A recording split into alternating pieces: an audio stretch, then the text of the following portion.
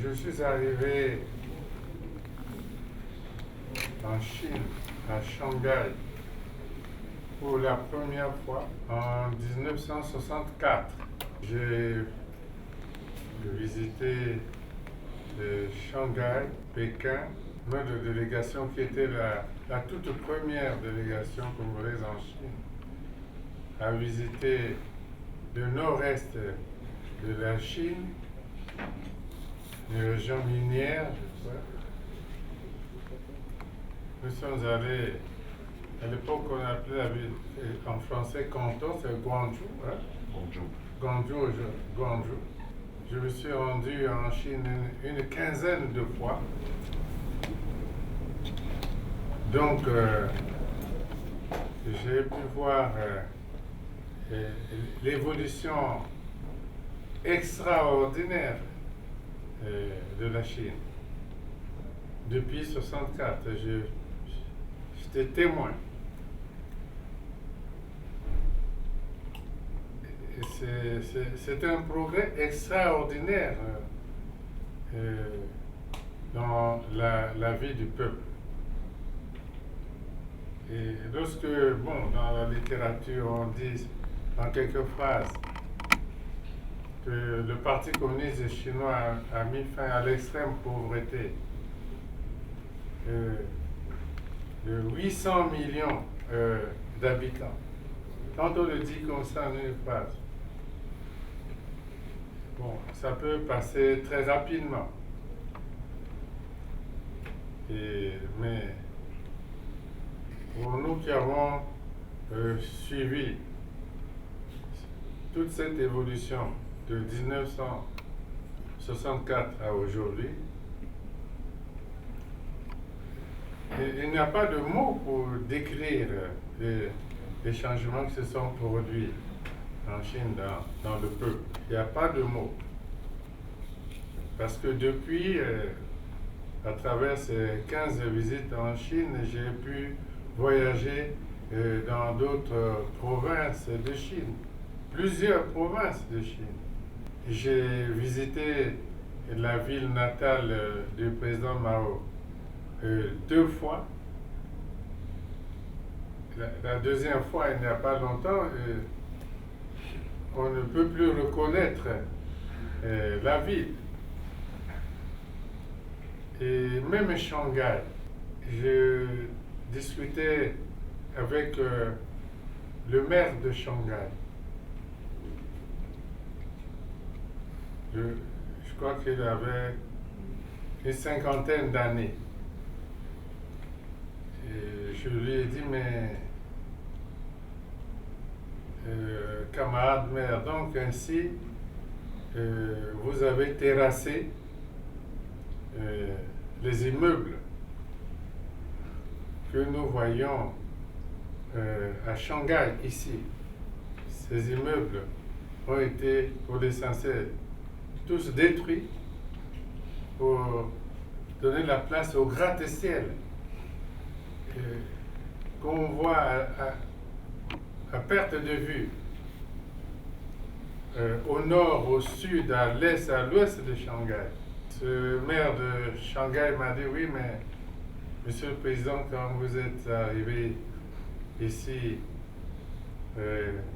en 1964,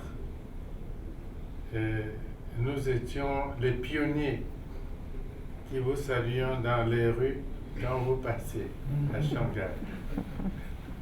Il était pionnier. Tout cela, c'est des changements extraordinaires en Chine. Donc, oui, nous saluons ces changements spectaculaires qui se sont produits en Chine au profit du peuple, du vrai peuple chinois, parce que je vous dis bien que nous allions dans les communes populaires. On a visité les communes populaires. On a visité les industries. On a visité les zones minières. C'est le jour et la nuit quand même lorsque on voit Pékin ou Shanghai. Il y a toujours des bicyclettes. Hein? des bicyclettes. Mais les bicyclettes que nous voyons à Shanghai, à Pékin, en 1964, ce sont maintenant des voitures qui créent des embouteillages à Shanghai et à Pékin. Donc, voilà le changement spectaculaire que nous savions. Et ce changement, oui, pour le peuple congolais, ami de longue date du peuple chinois, ce changement en Chine a eu ses effets ici, au Congo. La coopération entre la Chine et le Congo a touché plusieurs domaines de la vie du peuple, de l'agriculture, de l'élevage, la santé, la construction des routes, des aéroports, la construction de barrages hydroélectriques, de lignes de très haute tension. J'en oublie. Cette coopération a apporté des changements dans la vie et aussi de notre peuple. Nous n'avons pas encore atteint les mêmes niveaux, mais des changements se sont produits dans ce pays. Je voudrais à cette occasion dire que le peuple congolais doit bien le réaliser. Parce que si aujourd'hui un Congolais peut prendre sa voiture à Pointe-Noire, rouler en voiture à travers les Mayombe, à travers la vallée du Niari, le Poul, les plateaux, aller jusqu'à Ouesso, et au-delà de Ouesso jusqu'à la frontière avec le Cameroun, c'est quelque chose de spectaculaire. Les Congolais ne réalisent pas cela, mais c'était des efforts considérables pour vaincre la forêt, les montagnes, les zones inondées, et la construction des ponts. Et aujourd'hui, oui, cela a changé la vie des populations ici. Oui, nous avons pu voir la construction de barrages hydroélectriques, le transport de l'énergie à travers des lignes de très haute tension, non? Et cela a aussi changé la vie des gens et même les télécommunications, les nouvelles technologies, la communication. Vous voyez que nous venons là de participer à une grande conférence mondiale. Nous sommes ici en liaison avec Pékin et avec toutes les régions du monde dans cet effort pour le développement des communications. Et notre partenaire stratégique global avec la Chine a joué un rôle. Et nous pensons que cette coopération entre la République populaire de Chine et la République du Congo a encore de beaux jours devant elle. Et nous nous félicitons de cela. Et pour répondre directement à votre question, oui, ce développement de la Chine a eu ses effets bénéfiques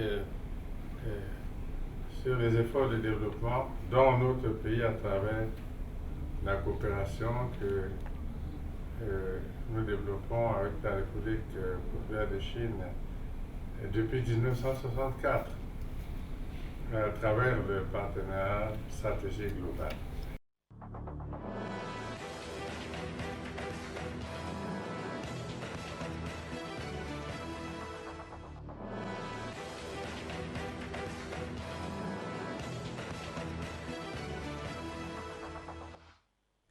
J'ai retenu deux,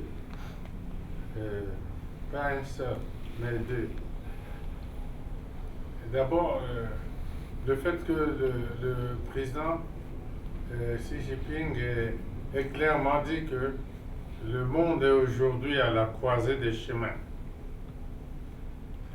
Il va falloir choisir entre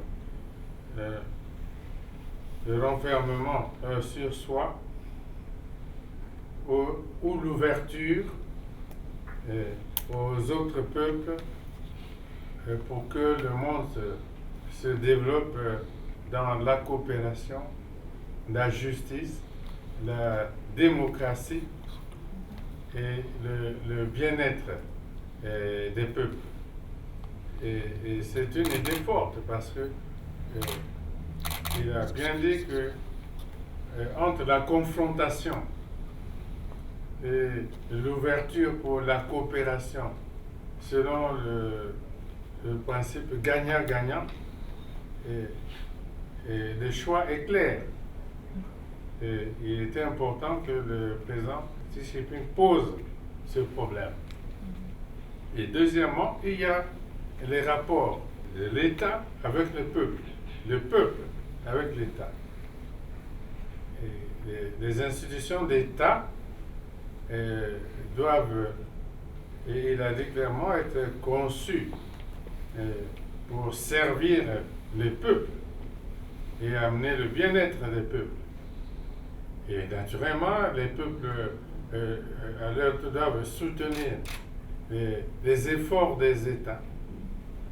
Et c'est cela qui amène véritablement au progrès. Et j'estime que ce sont ces idées-là qui ont retenu mon attention.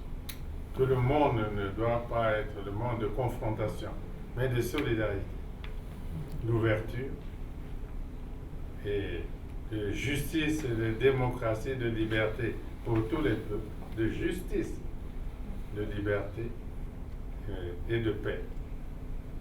Que les États doivent s'organiser pour servir les peuples. Il faut que ce soit pour servir et les peuples les amener au développement. Mais les peuples alors doivent soutenir les efforts des États pour atteindre ces objectifs. Voilà.